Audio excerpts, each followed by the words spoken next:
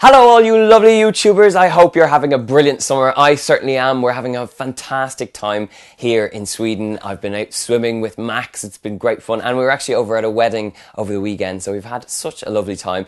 But I haven't forgotten about you because I promised you that we would do a Q&A once we hit 60,000 subscribers, and we have hit 60,000 subscribers. So a big thank you for liking and sharing and commenting, and I know you're going to do even more. So we're going to kick off this Q&A by checking through the questions, and remember, I did promise that the best question will win a copy of Kitchen Hero Bringing Cooking Back Home. So let's fire through them. The first question comes from, well, actually it's one from our good friend Sorted Food. Love cooking outside. Congrats on another milestone. Tons more to come. Their question is, when do we get to meet our true hero, Max? Well, Max is all lined up for an extra special video that I promise will be coming very soon. We've been doing some underwater filming with him. I have this great underwater case for my camera, so I've had him in swimming. So maybe we'll do a little video specifically for Max later on. So good question, Sorted Food. See you soon. Here's a good question, and it involves Max again. Donal, when is the big day with your fiance, and will Max be the ring dog / ring boy? That comes from Nguyen. I don't know how to say your name. I'm very, very sorry. YVA Nguyen. I think you're from Vietnam. It sounds like a Vietnamese name. Right. Max is definitely going to be the ring boy / ring dog, and I want him to be at our wedding, bringing up the rings down the center of the aisle. So one of my groomsmen or one of the bridesmaids is going to be carrying a lead as well as their bouquet. Do men carry bouquets? I don't think so. Anyway, they're going to be bringing Max up with all the rings, and it's going to be very nice. Here's a really good question from Rose Tyler. My question is to you, what is your favourite food to eat as a child? And a big congrats on hitting the 50,000. Can't wait for you to reach 60,000. Thank you very much, Rose Tyler.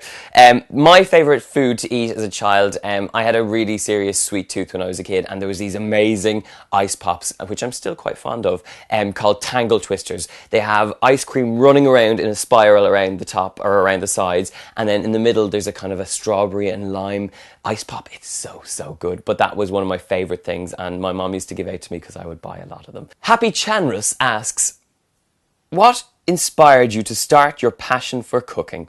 And I think one of the things that started my passion for cooking was my family, because all the recipes I like to do are easy home cooking recipes. So a lot of the recipes come from my home kitchen, the sort of stuff my mum used to make for us growing up. And all my family are quite interested in food. My aunt is a food stylist. Two of my uncles trained in Ballymaloe, a brilliant cookery school in the south of Ireland.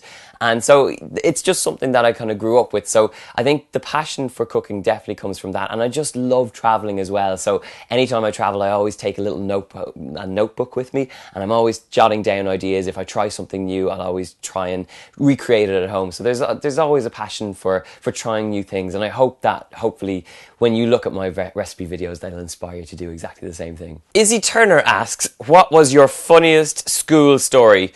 And I think that's a pretty good question, because there was this poor teacher that we always gave such a hard time to, and she used to always have the job of looking after the lunch queue, and then she'd have to look after the class who didn't have anything to do, so the free class. And because she had to look after the lunch queue, she didn't get to have her lunch, and she would always bring in a croissant into the free class. And this one time she brought in her croissant, and we ate her croissant.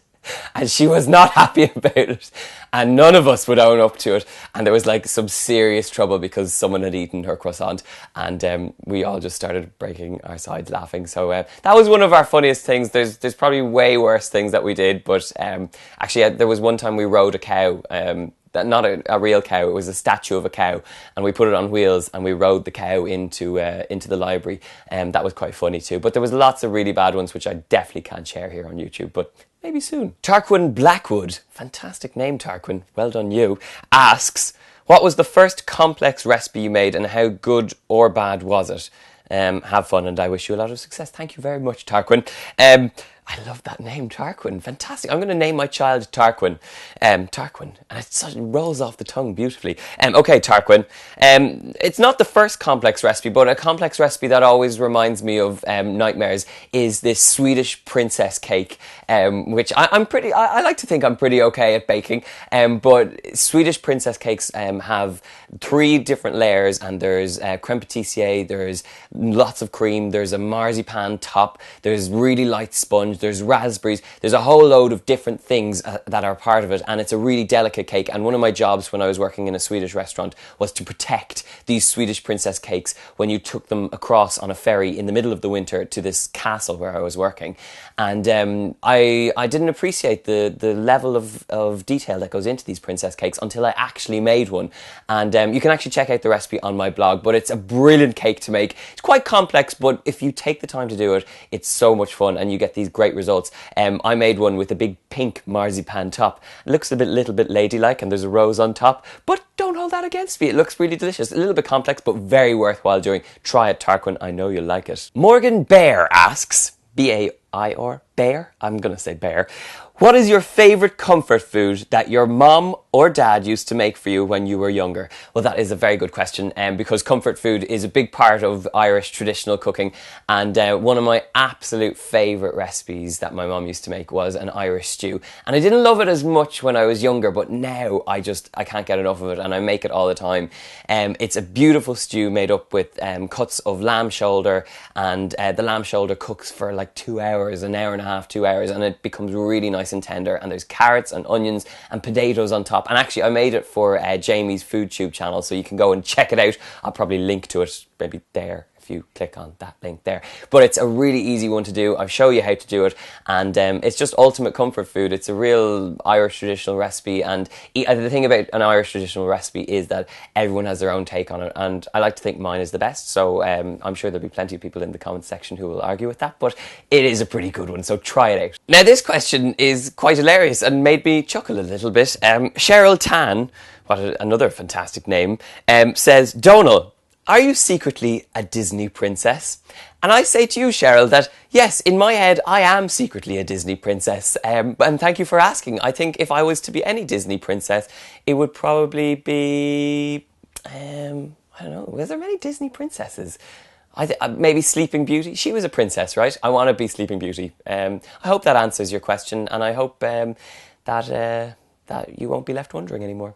Bye-bye, Cheryl Tan. Dexter Quinn, backed up by Jack Thomas, asks, I have a question. No, he says, I have a question.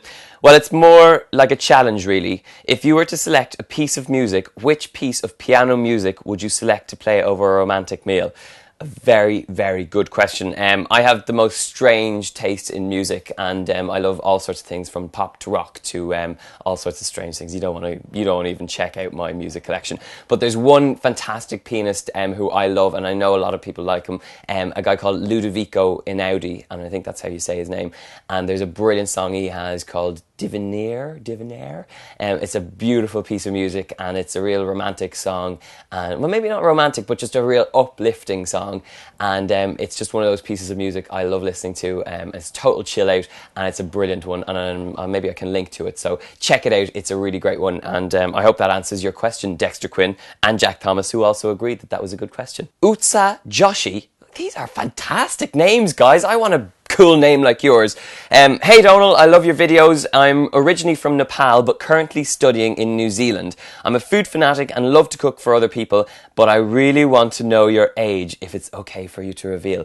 Well, I will tell you that I use a lot of oil of Olay, or whatever it's called, you know, that anti-wrinkling stuff, and I'm actually 28. Did you know that? I'm 28. Can you believe it? I feel so young at heart. That sounds so strange. But yes, for years when I was in music bands, they made us kind of change our age to be younger and younger, but I'm glad that I can proudly say I'm 28 and proud, and not too many wrinkles yet. Tap Dancer for Life asks, if you were a chicken, what meal would you want to be?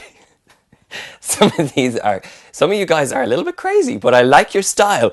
So if you were a chicken, what meal would you want to be cooked as, and who would you want to be served to? That is quite an hilarious but good question. If I was a chicken, and I don't know if I was a chicken this would be the way I'd want to be served, but I certainly like chicken to be served like this, so this is how I'm going to answer it. I love spatchcock chicken. It's where you cut the backbone out of the chicken. Actually, in saying this, I definitely wouldn't want this to happen to me, but you take the backbone out of the chicken, you flatten it out, and it cooks really quickly, and you can put all sorts of seasoning, Cajun seasonings or whatever you want, but you cook it really quickly. You can do it on the barbecue or you can do it in the oven. It cooks really, really quickly, so it's very handy to do. And so spatchcock chicken with a lovely mango salsa, maybe some guacamole on the side, some nice big salad on the side, really, really tasty. And who would I want to be served up to? Probably want to be served as a spatchcock chicken, served up to my lovely lady Sophie. Anna Sturmer asks, why did you start making videos on YouTube? P.S. Love your recipes. Thank you very much. I started making recipes on YouTube. Well, actually, I've been on YouTube for quite a while, but I never really kind of got the idea of what it was. And it was only after I got invited over to Jamie Oliver's live food tube show that I kind of understood what it was all about. And it's kind of, now I love using it, and I have the app on my phone, so I'm subscribed to a whole load of people, and I love checking out when new videos are added. But I suppose that it's that idea of inspiring people to cook, and what's lovely about the community on YouTube is that you get such great feedback. And when I started food blogging maybe 6 years ago, I loved that idea that there was instant feedback to the recipes you put out. So I love the fact that you guys comment on the recipes, and as soon as one goes up, you can give me some feedback on it. So I think that's one of the main reasons. So it's definitely for you guys.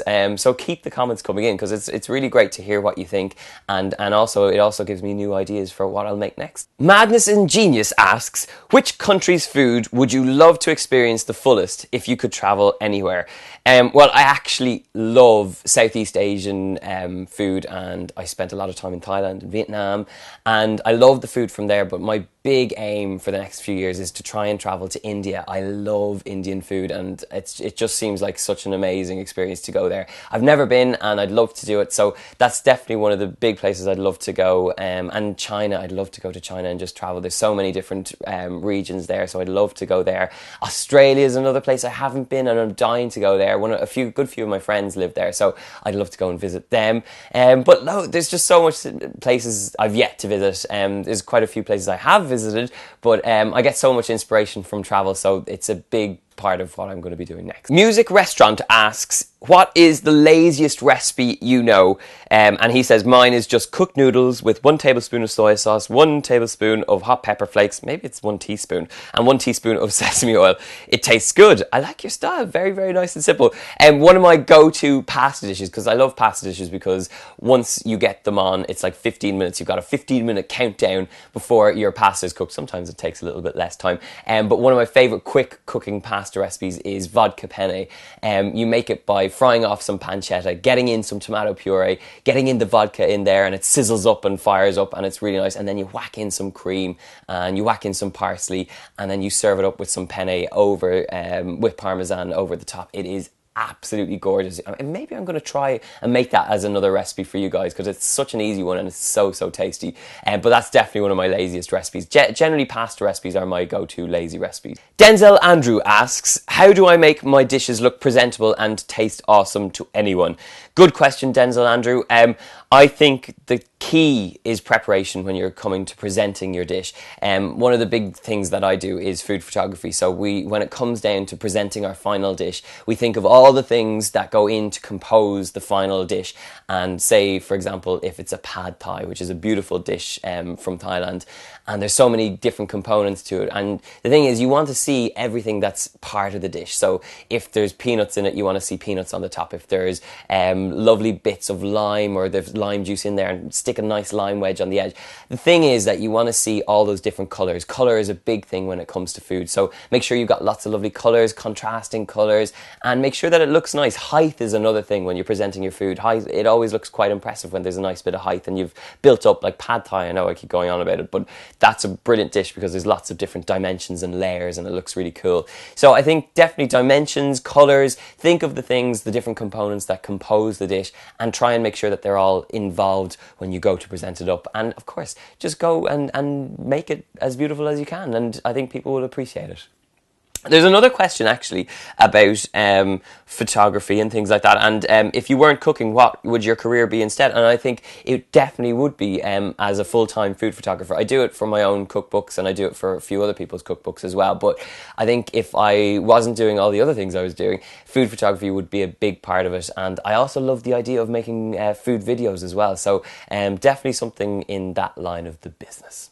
I hope that answers your question. Actually, that question was from Kristen MacLeod. Christina Gudjon, I think that's how you say your name, asks, what dish do you make that always reminds you of home? And there is the perfect dish for me. It's called Kilcannon, and if you've never heard of it, it is basically mashed potatoes with really lots of butter and really creamy. You add a bit of milk in there so you get really smooth mashed potatoes, and then you steam up cabbage, and you add the cabbage and you add some chopped spring onions, and let me tell you, it is the most ultimate comfort food that I ever make, and it instantly reminds me of home, and you have to try it. I think there's a recipe somewhere for it. If I have it, I'll link to it, but it's so good. It's a traditional Irish recipe that is served up on St. Patrick's Day, and I think then at Halloween as well.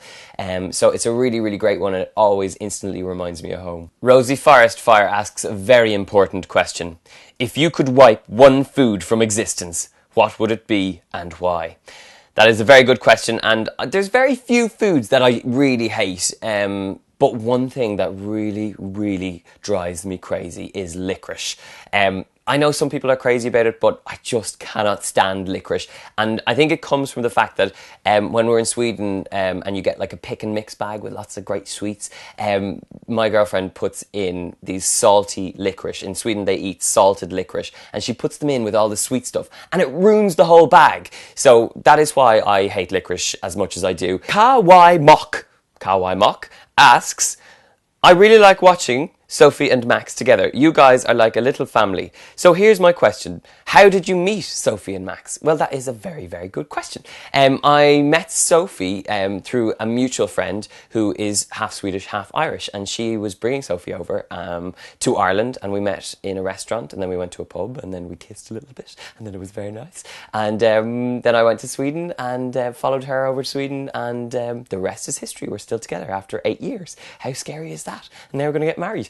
And Max is another story. Max came into our lives 2 years ago, and it was when I was writing my last cookbook, Home Cooked, and we knew we were going to be at home, and we really wanted to get a dog, but I knew that I didn't have so much time because I travel a lot, but we knew because I was writing my book, I was going to be stuck in my house, and the only way I'd get out would be to kind of go for walks, and so it'd be so much fun to have a dog. And we saw this ad for fostering dogs, so dogs who didn't have a home and were waiting to find new owners.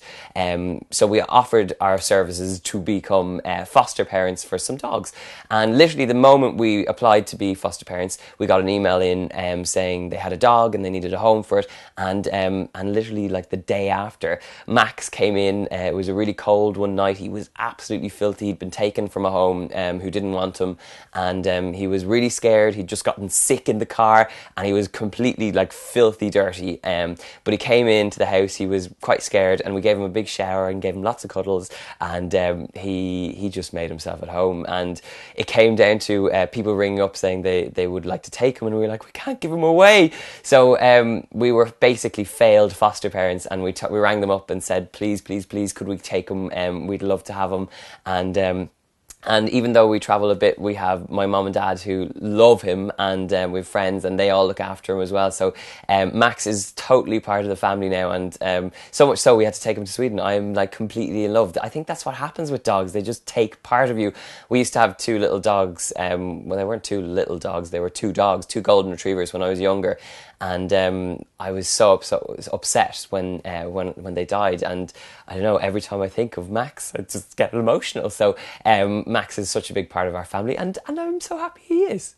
Anthony Salandi says, you are one of the youngest chefs I know. Myself being only 13, have always dreamed of being a cook like you. How did you learn to cook, and was your family responsible for your passion to cook? Well, it is so great to hear that you are cooking so young. I'm not a chef, and the whole thing about what I do is about trying to encourage people to home cook, easy, accessible recipes that anyone can try. And I think when you're 13, it's the perfect time to start learning how to cook. I mean, get into the kitchen, just take 5 recipes, and if you can perfect 5 recipes, get a few cookbooks and perfect those 5 recipes, you will be on your way to successful cooking. And if you make mistakes, it's not the end of the world. No doubt you will do a good job and you will be able to eat what you do. And the thing is, if you make mistakes in the kitchen, it's not the end of the world. Just go for it. And I'm really excited to hear that you're only 13 and you're really excited about cooking. So keep on cooking, and I hope you're enjoying the videos. If you want more recipes, please let me know, and I hopefully will continue to inspire you to cook. That's so exciting to hear. Okay, what am I reading now? The last book I read was And the Mountains Echoed. And the Mountains Echoed, I think it was called. And it's by a great writer called Khaled Hosseini. And he wrote The Kite Runner. You know the movie The Kite Runner? That's a really good movie. And I love his writing. So that is the last book I read. And it's a really beautiful book. Very, very nice story. And quite special. Very good. I read it on my holidays, and that feels like a long time ago. So anyway, next question. Mathilde Rose Melisse asks, who is behind the camera? And that is a very good question, because all the time you see me and you don't see who's behind the camera. But behind the camera today is my lovely lady, Sophie. Hi, Sophie. Hello. Hi there. So she's behind the Sophie today. Sophie's behind the Sophie. She's behind the camera today, and normally when you see the recipe videos that go up on a Sunday, it's a fantastic team who I have who actually do some of my TV series as well. Robin, Mark, and Leo, and sometimes another Mark is there as well, and they do the recipe videos, and they're great fun. And maybe we could make an extra special video one day with just them. They're lots of fun, and they were actually featured in my behind the scenes video when we were doing the filming. But that's who's behind the camera. Hope that answers your question. Emily Young asks, what advice would you give to people wanting to get into food or the food writing industry? That is a really good question. And I suppose the great thing about the food industry is that there's so many different ways in. I mean, the biggest misconception is the fact that you have to be a chef to be in the food business. You know, there's so many different aspects to it. There's food photography, food styling, food writing, you know, food product development. There's so many different ways you can get into it. And I suppose the first job is to find out what you're interested in. Do you want to be a food stylist? Do you want to take photographs of food? Do you want to present food on TV? It's down to what you want to do first, and then try and look at the people who are doing the job that you want to do, and look and take advice from them. You know, learn from their mistakes, learn from their successes as well. And I think it's the one biggest piece of advice I can give to you is just go and do it. Go and try it. If you want to be a food presenter, set up a camera on a tripod, film yourself doing it. You know, if you want to write about food, start a blog, you know, sign up for a blogger system right now and write your first piece, write a recipe, practice. And the one thing is just keep cooking, try new things. There's so many different aspects to the world of food. So try new things. You will always be surprised, and just continue to be curious. Kura Dimpla asks, after cooking a bunch of recipes, how do you keep getting inspired? What drives you to invent new stuff? Well, I think I've answered this, but one of the biggest things for me is travel and trying new things. As I said, I always carry a notebook with me, and anytime I try something new and I like the idea of it, or I want to recreate it, I'll jot down the ideas in my notebook, and then when I have time in the kitchen, I'll try and kind of make it and just try and give my own twist to it. So that is one of the ways I always kind of continue to get inspired. But you know, travel is one thing, and also trying to look through food magazines, blogs. There's so much inspiration out there nowadays online, and for free as well. So and cookbooks, I have just hordes of cookbooks. I had to get new shelves in my house because I have so many cookbooks. So they are always an inspiration. And just food writers, you know, people who are passionate about food are always a big inspiration to me about, you know, trying new things and what recipes to cook next. So I suppose if anyone's out there and wants to know how to keep getting inspired, it's do all of those things. Midori Shiwaze asks, what comfort food do you eat when you're sick? One of my favourite comfort foods when I'm sick is something my mom used to make, and it's totally not traditionally Irish at all, but it is so delicious, and it's like an instant hit of flavour and freshness and healthy goodness. And it's a chicken and sweet corn soup with lots and lots of ginger. It's so easy to make. What do you do? Oh my God, now I've forgotten. So you start off with chili and ginger and garlic and you fry them off, and then you add in some chicken stock and you poach in some chicken breasts, and then you add in some sweet corn once you've taken the chicken breasts out, and you cook out the sweet corn just until it's cooked, and you blitz the whole thing until you have a nice smooth mixture. Add in a little bit of sesame oil and some soy sauce, and then shred the chicken and put it back in.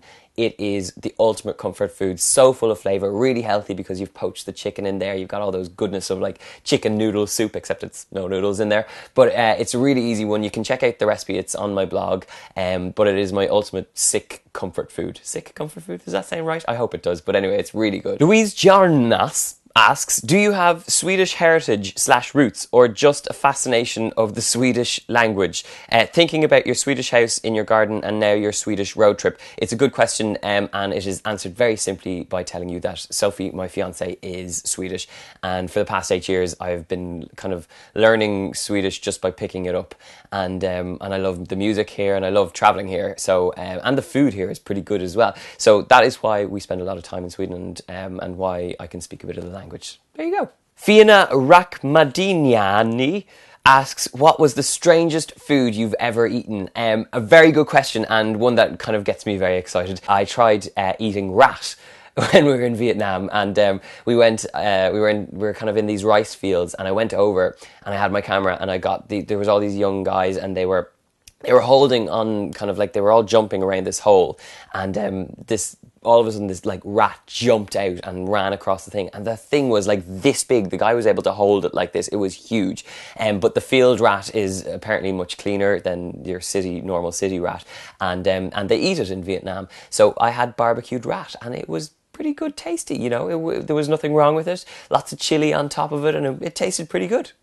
Canty Kristen asks, what was the epic fail of your cooking career? And that instantly reminds me of the very first TV appearance I ever had, which was on a show called Market Kitchen in the UK. And I was making chicken satay. And one of the things in chicken satay that you use as an ingredient is coconut milk.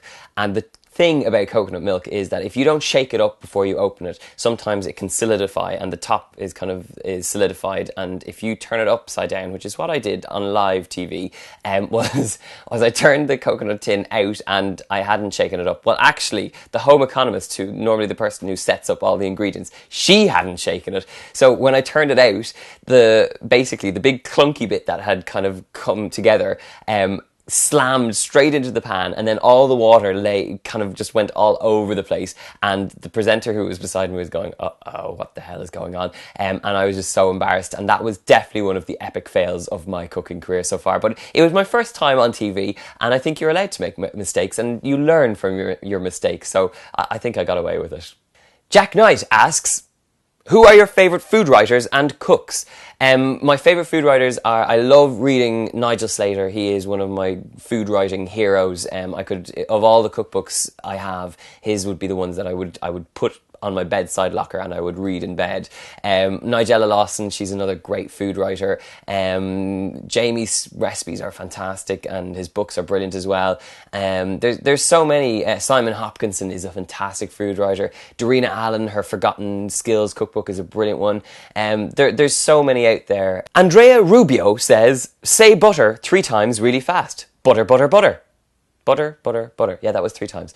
And I actually have a butter rhyme that sounds really good. Betty bought a bit of butter, but the butter that Betty bought was bitter, so Betty bought a bit of better butter to make the bitter butter better. Now you say that 3 times, upload a video and send it to me. Betty bought a bit of butter, but the butter that Betty bought was bitter, so Betty bought a bit of better butter to make the butter crap. Anyway, upload the video and send it to me. If you can do that rhyme, I will be very impressed. Okay, the last question is from Lovely Chavez, who asks, what was your favourite song from your old band Industry? And one of my favourite songs was a really cheesy pop hit called My Baby's Waiting, and you can check out the video just here. It was one of my favourite songs. It went to #1 in Ireland, and we got to sing it while we were supporting the Pussycat Dolls, and the crowd sang it back to us. It was one of those moments in front of 15,000 people that I will remember for the rest of my life, and it was so much fun. Guys, there is so many questions here, and I'm so sorry I can't answer them all, otherwise this would be like a 3-hour long video, and I know it's probably long already, so thank you for sticking out and listening and watching and whatever else. The winner, I think, of the book is the lovely person who asked, what Disney princess would you be? I just think that's a brilliant question. So I want you to leave me your email address, and we will get in contact and we will send you a copy of Kitchen Hero Bringing Cooking Back Home. Big thank you for leaving all those lovely questions, and I want to say thank you for liking and sharing, and keep liking and sharing. When I hit the 100k mark, which is a little bit while off yet, but when we hit the 100k mark, we'll do another Q&A, and I'll try and answer more of your questions. But I've had so much fun, and hopefully you've got a chance to know me a little bit better. There's another great recipe coming up soon. There's two great recipes coming up very soon, so stay tuned to the channel. And I'm going to London very shortly, so there'll be a few recipes coming from London as well. But thank you so much. Comment under this and tell me what you want to see more of. We'll take in some recipe requests, and of course like, share and comment, and I'm on Twitter and Facebook and all those things, so come over and say hello, and I'll see you soon.